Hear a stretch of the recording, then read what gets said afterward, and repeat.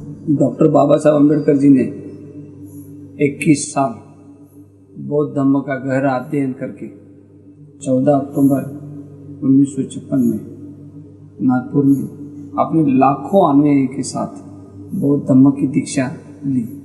उसके बारे में आपकी क्या राय है?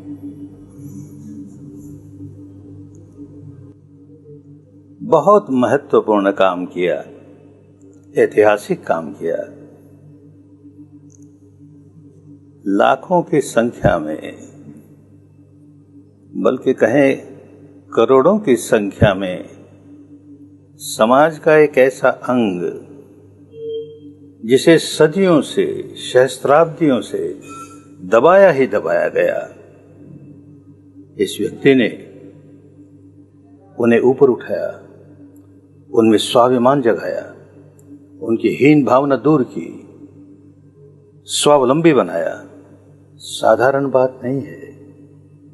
बाबा साहब जैसा ही कोई सबल व्यक्ति ये काम कर सकता था, दूसरा कोई नहीं कर सकता। इसके लिए बाबा साहब के प्रति कोई भी समझदार व्यक्ति होगा तो उसके मन में श्रद्धा का भाव जागेगा, गौरव का भाव जागेगा।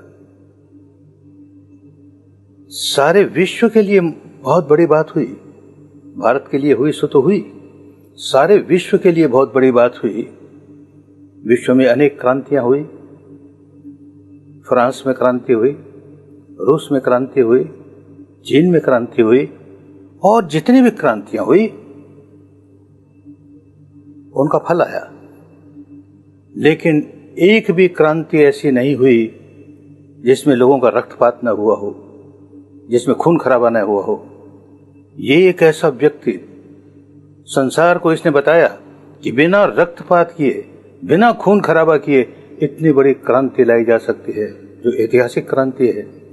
और जितनी क्रांतियां हुई उससे ऊंची क्रांति है, कम नहीं है। लेकिन एक बूंद भी खून की इस क्रांति में नहीं भई। ये उनकी महानता है। कितनी शांतिपूर्ण ढंग से उन्होंने एक क्रांति पैदा की। भारत सरकार ने उनका सम्मान किया, उनको भारत रत्न की उपाधि दी। मैं कहता हूं, एक दिन विश्व को होश आएगा कि इतनी बड़ी शांतिपूर्ण क्रांति करने के लिए उनको नोबेल पीस प्राइज दिया जाएगा और वो विश्व रत्न होंगे। होएगा, लोग समझेंगे, समय आएगा। एक बात जो ये कही गई कि बाबा साहब ने 21 वर्ष तक बुद्ध की शिक्षा का गहन अध्ययन करके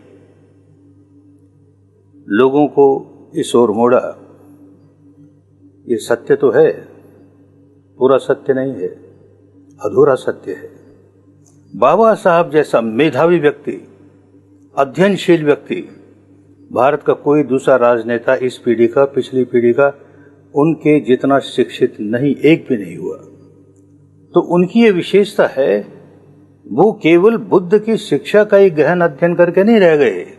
उन्होंने भारत की और भारत के बाहर की धर्म के नाम पर जितने संप्रदाय थे, उनकी सबकी शिक्षाओं का गहन अध्ययन किया, विस्तृत अध्ययन किया, और फिर अपनी पैनी तुलनात्मक दृष्टि से देखा, यही सबसे अच्छा है। बुद्ध की शिक्षा ही सर्वोपरि है, यही सर्वश्रेष्ठ है। तब चुनाव किया। केवल एक इसी का अध्ययन करके चुनाव कैद कर दिया, ऐसा नहीं। अनेकों का अध्ययन करके फिर निर्णय किया कि यही रास्ता सबके लिए सबसे अच्छा है।